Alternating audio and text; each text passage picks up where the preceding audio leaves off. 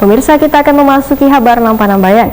Idul Fitri 1443 Hijriah tinggal beberapa hari lagi, namun arus mudik di Terminal PAL 6 Jalan Pramuka, Banjarmasin Timur, baik angkutan kota dalam provinsi maupun luar provinsi masih sepi penumpang nang mudik.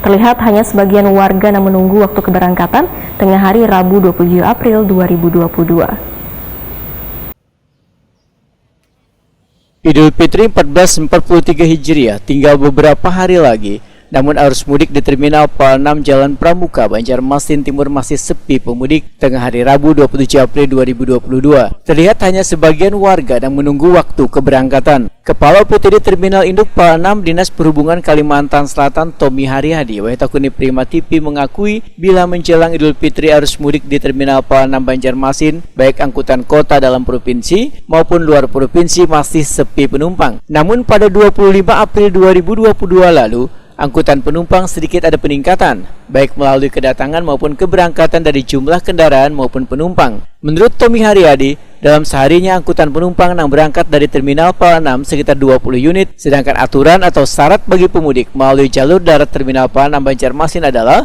harus sudah bervaksin ketiga atau booster. Bagi yang hanya bervaksin 1-2, maka diwajibkan melakukan tes swab antigen. Menjelang Lebaran kita juga sudah memulai membuka posko terpadu bekerjasama dengan segenap potensi yang ada.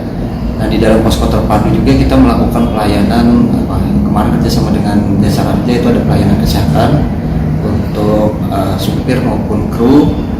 Yang kedua, hari ini kita laksanakan juga kerjasama dengan BNN, tadi ada pemeriksaan anti narkoba, ada ketentuan dari pusat bahwa kalau sudah booster vaksin ketiga itu sudah bisa, kalau belum booster harus ada antigen dan bila masih vaksin pertama itu diwajibkan untuk rapid lah, yang terakhir itu booster yang bukan swab itu.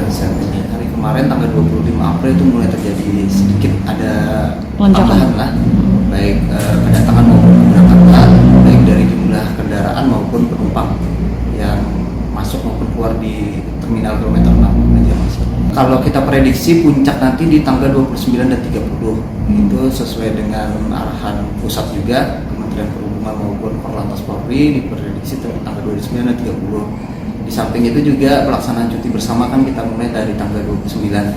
Jadi prediksi kita di tanggal 29 dan 30.